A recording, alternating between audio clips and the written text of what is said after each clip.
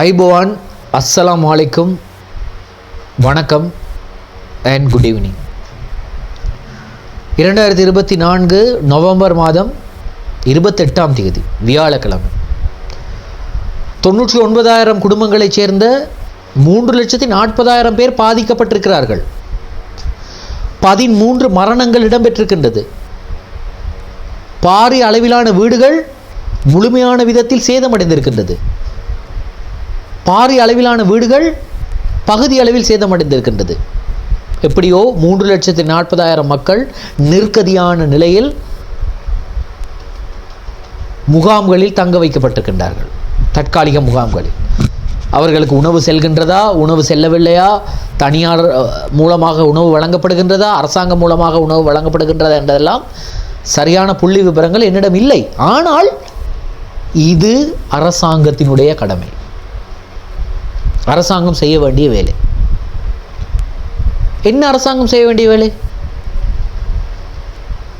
அனர்த்தம் என்று ஒன்று இடம்பெற்றால் அனர்த்த முகாமைத்துவ மத்திய நிலையம் தெரிவிக்கக்கூடிய கருத்துக்களை எடுத்துக்கொண்டு, அனர்த்த முகாமைத்துவ மத்திய நிலையம் எடுத்துக்கொள்ள அல்லது அனர்த்த முகாமைத்துவ மத்திய நிலையம் விடுக்கும் புள்ளி விவரங்களை வைத்துக்கொண்டு அந்தந்த பகுதிகளுக்கு அவர்கள் தங்களுடைய சேவைகளை செய்ய வேண்டும்.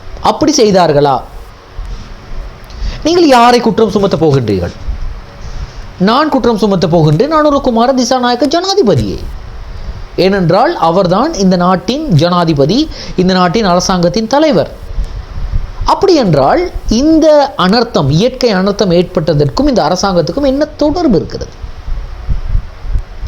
ஒரே ஒரு விடயத்தை ஞாபகம் வைத்துக் கொள்ளுங்கள். நேற்று ஜனாதிபதி அனுரகுமார திசாநாயக்க பாதுகாப்பு படைகளின் தளபதிகளை அழைக்கிறார், அதிகாரிகளை அழைக்கிறார், அழைத்து அவர்களுடன் பேசுகிறார். ஒரே விடயத்தை அவர்களிடம் சொல்கின்றார்: தொழில்நுட்பத்தை எதிர்பார்த்து கொண்டு இருக்காதீர்கள். களத்தில் இறங்கி முகம் கொடுத்திருக்கும் சம்பவத்தை, அனர்த்தங்களை முகம் கொடுத்திருக்கும் மக்களை நேரடியாக சென்று பாருங்கள் என்று அதிகாரிகளிடம் உத்தரவிடுகிறார்.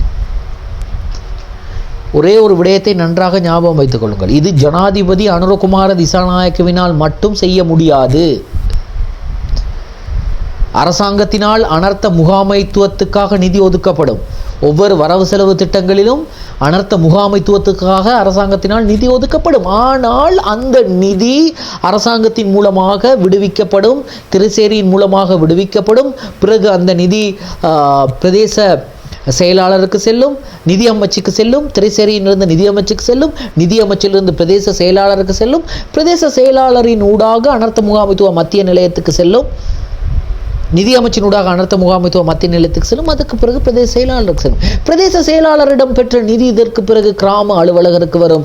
கிராம அலுவலகத்திடம் பெறப்படும் நிதி அபிவிருத்தி உத்தியோகத்தர் கையில் வரும். பாருங்கள், எத்தனை இடங்களுக்கு, எத்தனை பேரிடம், எத்தனை நபர்களிடம் இந்த தொகை, இந்த நிதி கைமாறுகிறது என்று. ஆனால் நாங்கள் உடனடியாக எடுத்துக்கொள்ளக்கூடிய முடிவு, இந்த அனர்த்தங்களிலே அனுரகுமார திசாநாயக்க ஒன்றும் செய்யவில்லை. இந்த அனர்த்தங்களிலே 21 கேபினெட் அமைச்சர்களும் ஒன்றும் செய்யவில்லை. இந்த அனர்த்தங்களிலே 29 பிரதி அமைச்சர்களும் ஒன்றும் செய்யவில்லை. இதுதான் நாங்கள் எடுத்துக்கொள்ளக்கூடிய முடிவு. ஆனால் நான் இப்பொழுது அனுரகுமார திசாநாயக்காவுக்கு கடைக்கு போகிறேன், தேசிய மக்கள் சக்திக்கு கடைக்கு போகின்றேன் என்று தயவு செய்து நினைத்துக் கொள்ளாதீர்கள். ஆனால் உண்மையை பேச வேண்டும். இப்பொழுது நான் சொன்ன இந்த பொறிமுறை, நான் சொன்ன இந்த முறை இருக்கிறது. எவ்வாறு நிதி மக்களிடம் போகின்றது, பாதிக்கப்பட்ட மக்களிடம் போகின்றதா? அப்படி என்றால் அடிமட்டத்தில் இருக்கக்கூடிய, நான் சொல்வது இந்த நிதி அமைச்சிலோ அல்லது அனுரகுமார திசாநாயக்க பொருளாதார திட்டமிடல் நிதி அமைச்சில் இருந்தோ அல்லது அதற்கு கீழ் வரக்கூடிய திரைசேரியிலிருந்தோ அல்ல, அடிமட்டத்தில் இருக்கக்கூடியவர்கள், அவர்கள் அணிந்திருக்கக்கூடிய கலர் கண்ணாடிகளை, கலரான கண்ணாடிகளை, கலரான கட்சிகளின் பேதங்களை, கலரான மக்களிடம் காட்டக்கூடிய பிரிவினைவாதத்தை அவர்கள் ஒழித்தால் மட்டுமே சம்பந்தப்பட்டவர்களுக்கு இந்த நிதி போய் சேரும். அனர்த்த முகாமைத்துவத்தால் மக்களுக்கு கொடுக்கப்படுகின்ற நிதி போய் சேரும். ஆகவே இந்த தலைப்பு என்னவென்று பார்க்க வேண்டும். அரசாங்கத்தினால் அனர்த்தங்களின் போது அரசாங்கம் என்ன செய்தது என்றால், அரசாங்கம் நிதியை ஒதுக்கி இருக்கின்றது. அந்த நிதி அரசாங்கத்தில் இருந்து, நிதி பொருளாதார பிரிவில் இருந்து, நிதி பொருளாதார அமைச்சில் இருந்து திரைசேரிக்கு போக வேண்டும். திரைசேரியிலிருந்து அந்த நிதி பிரதேச செயலகங்களுக்கு போக வேண்டும். பிரதேச செயலகங்களிலிருந்து கிராம சேவையாளருக்கு போக வேண்டும். அதற்கு பிறகு அந்த சம்பந்தப்பட்ட மக்களுக்கு போகணும். இப்படி போகுமா?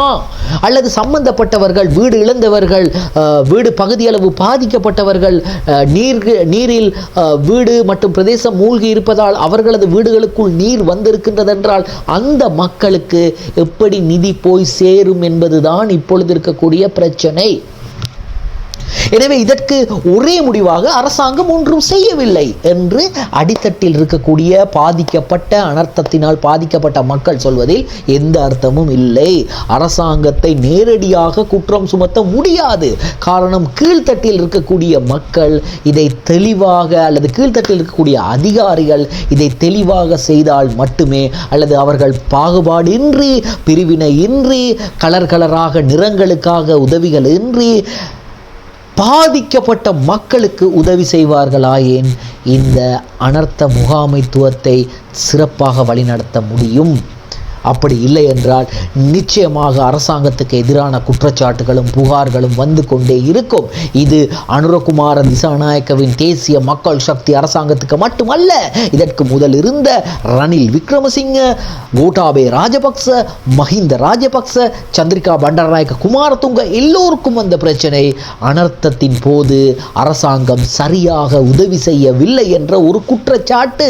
எனவே தயவு செய்து அரசாங்கத்தை குற்றம் சுமத்தாமல் உங்களுக்கு உங்கள் கிராமத்தில் உள்ள கிராம சேவகரின் ஊடாக, பிரதேச செயலகத்தின் ஊடாக, உங்கள் கிராம சேவகரின் கீழுள்ள பிராந்திய அபிவிருத்தி அதிகாரிகளின் ஊடாக முயற்சி செய்து பாருங்கள் என்று சொல்லி விடைபெறுகின்றேன். நன்றி, வணக்கம். அவதானமாக இருங்கள்.